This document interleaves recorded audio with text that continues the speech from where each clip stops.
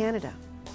Several years ago, Rael Wienburg was hired by Steven Spielberg to be part of a very large team of video producers from around the world to record testimonies from Holocaust survivors for the Shoah Foundation of Visual History. Rael kindly shares his experiences, and Life and Faith was there to capture some of his stories.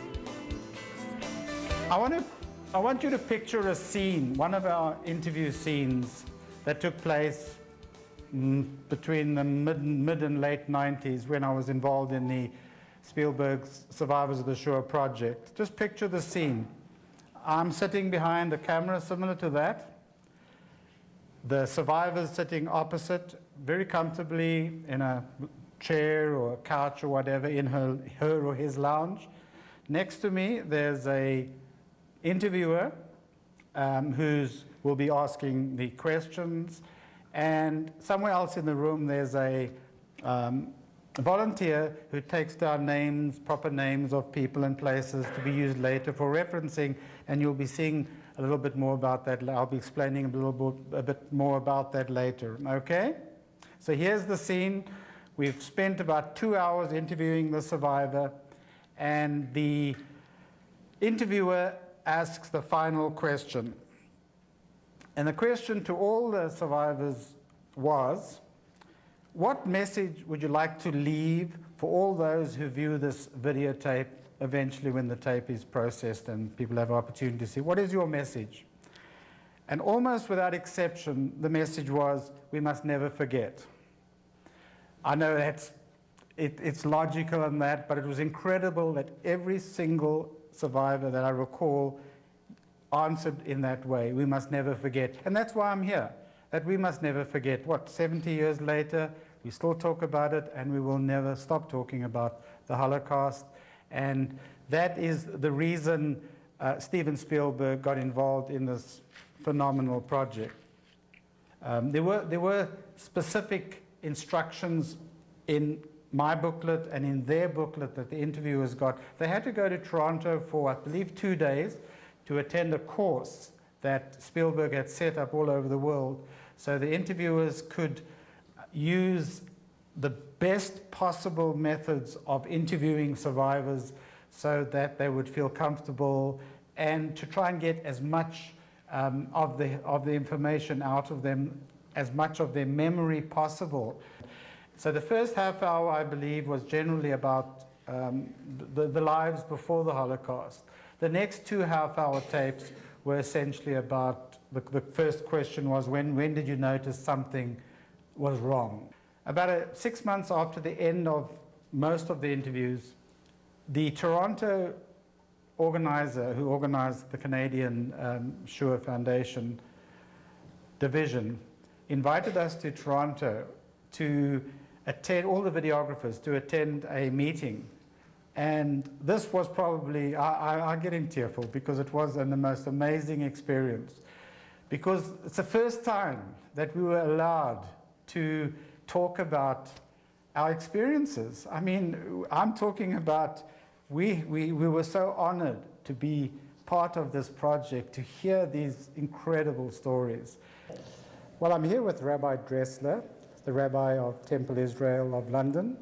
So what do you think of the talk tonight, and what can you add to what was said already? Well, first I want to thank you for creating this opportunity for us to learn not only about a project that has truly transformed Holocaust remembrance and education, but also all of the minutiae that went into creating these testimonies. There's something really awe-inspiring about the detail and the attention to those details that we learned about, so that it wasn't just just capture words. It was really create a legacy that will endure. And that's the big challenge of Holocaust remembrance. There are all these incredible stories of courage and tragedy and endurance, and there's a limited amount of time for us to capture them, but their legacy will be with us forever because of the work of the Shoah Foundation and individuals like you who helped realize that vision. And it was very touching, and as you know, you can't sit through one of these presentations without running the gamut of emotions. You're awed, and then heartbroken and you cry, and yet at the same time there's this incredible power for the enduring message of the story. And I just felt so honored to know a little piece of the legacy and a little piece of the tapestry. So I believe you discovered that these testimonies are to be found in many places worldwide? Yes, actually, after you talked about the repositories, I hadn't realized that there was a protocol or a limit to access to these stories. It's one of those things I've heard about from individuals over the years, different survivors who've had their testimony recorded by the Shoah Foundation Project.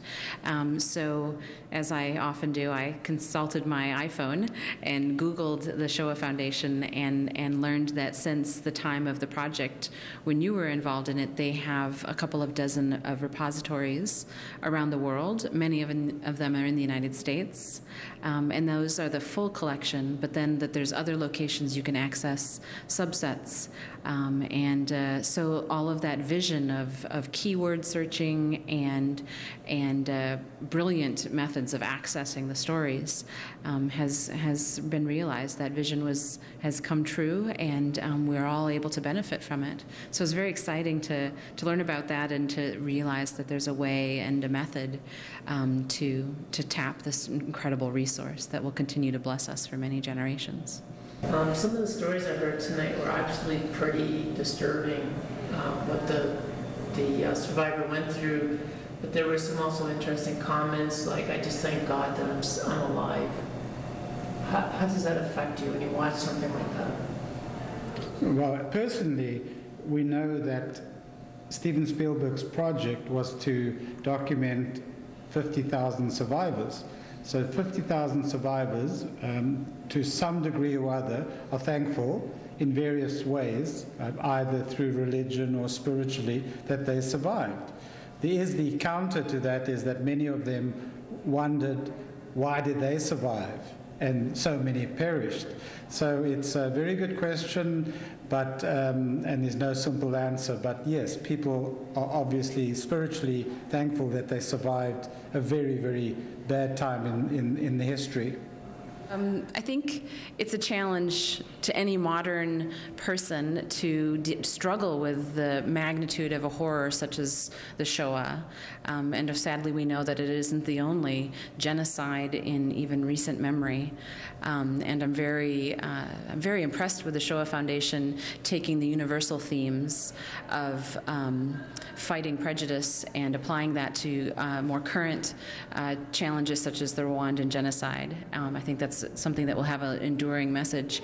But we are often asked, what do we do with all of this? And you know, it's amazing to hear about the people who survived, and I'm truly inspired by their strength and their ability to just live their lives, which is really the greatest testimony to the memory of their families, the people who didn't survive. But for every survivor, we hear their story. There were always people along the way who allowed them to survive. You know, why me? Sometimes was answered by the random kindness of a stranger who fed them once, hid them once, gave them shoes when they had none. And I think one of the most lasting legacies we can take from the lessons of the Holocaust are that acts that we do as individuals can have tremendous impact on the world around us. And I know that I'm personally very inspired by these survivors, as well as all the nameless, faceless people who helped them. And I think that's really where we can take an example from this legacy and improve the world today.